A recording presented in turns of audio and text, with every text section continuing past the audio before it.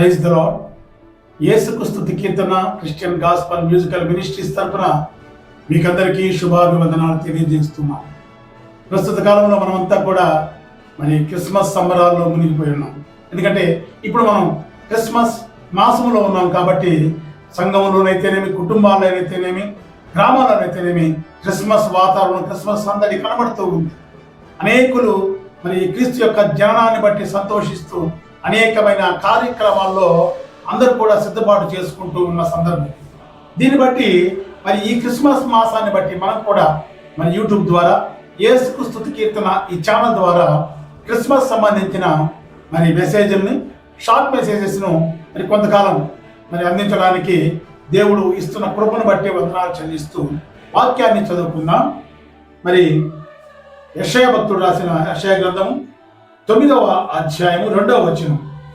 చీకటిలో నడుచు జనులు గొప్ప వెలుగును చూచుచున్నారు, మరణ ఛాయ గల దేశ నివాసుల మీద వెలుగు ప్రకాశించును. ప్రియమైన వారారా, పాత నిబంధన, కొత్త నిబంధన, ఈ గ్రంథాల మధ్యలో ఒక చిన్న వ్యత్యాసం ఒకటి నేను ఇప్పుడు మీకు చూపిస్తున్నాను. పాత నిబంధన గ్రంథంలో చివరిదైన మలాకి గ్రంథం, క్రొత్త నిబంధనలో మరి మొదటిదైన మత్తయి సువార్త. వీటి రెండు మధ్య మన పరిశుద్ధ గ్రంథంలో గమనిస్తే ఒకే ఒక పేపర్, ఒక పేజీ మాత్రం అట్టుంటుంది మధ్యలో. కానీ ఈ మలాకీకి ఈ మత్తయి సువార్తకి మధ్య 400 సంవత్సరాలు మరి గ్యాప్ ఉంది. ఈ 400 సంవత్సరాల్లో జరిగిన క్రియల గురించి ఒకసారి ఆలోచిస్తే చూడండి, ఈ 400 సంవత్సరాలు ఏమిటంటే సైలెంట్ పీరియడ్ అంటారు, లేదా నిశ్శబ్ద కాలము, చీకటి కాలము. ఎందుకంటే ఈ 400 సంవత్సరాల్లో ఏ ప్రవక్త ఇశ్రాయేలీయుల గురించి ప్రవచనం లేదు, దేవుని యొక్క వాక్కు వారికి లేదు, దేవుని యొక్క దర్శనం లేదు, దేవుని యొక్క ప్రవచనం లేదు, దేవుని యొక్క స్వస్థత లేదు.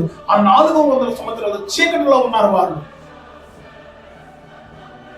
ఆ చీకటిలో చీల్చుకొని మరి 400 సంవత్సరాల తర్వాత ఇప్పుడు మరి యెషయా భక్తుడు ప్రవచించిన ప్రవచనం, చీకటిలో నడుచు జనులు గొప్ప వెలుగును చూచుచున్నారు.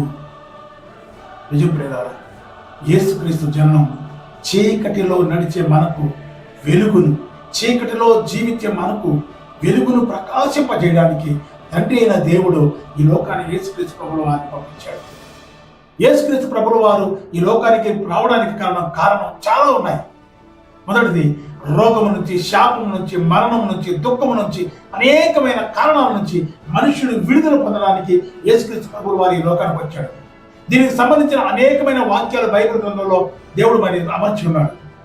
అసలు మొదటి కారణం ఏంటంటే, మరి ఏదేనులో దేవుడు మరి ఆదాము అవ్వలు చేసి పాపం వలన వారు ఎప్పుడైతే నశించిపోయి మరణాన్ని తెచ్చుకున్నారో, వారు ఎప్పుడైతే నశించిపోయారో, ఆ నశించిపోయిన మానవాన్ని రక్షించడానికి యేసుక్రీస్తు ప్రభువు వారు ఈ లోకానికి వచ్చాడు.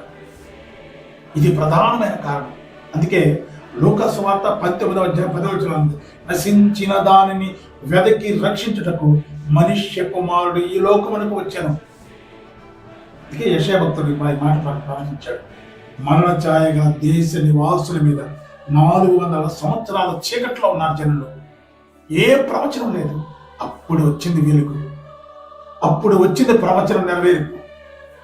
అప్పుడు యేసుక్రీస్తు ప్రభువు వారు జన్మించగానే ఆకాశంలో ఒక వింతైన తారక, అనేకులకు ఆశ్చర్యం.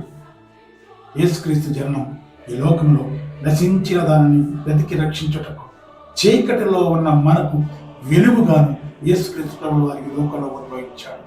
ఈ పండుగను మనం అందరం కూడా ఆధ్యాత్మికంగా మరి సంతోషంగా చేసుకోవడానికి దేవుడు మనకు కృపను చూపించి కాపాడుగాక. ఆమేన్. ప్రార్థన చేసుకుందాం.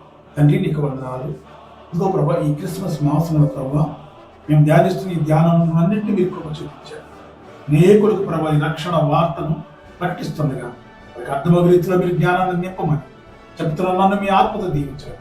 యేసు నామములో ప్రార్థిస్తున్నాము తండ్రి. ఆమేన్.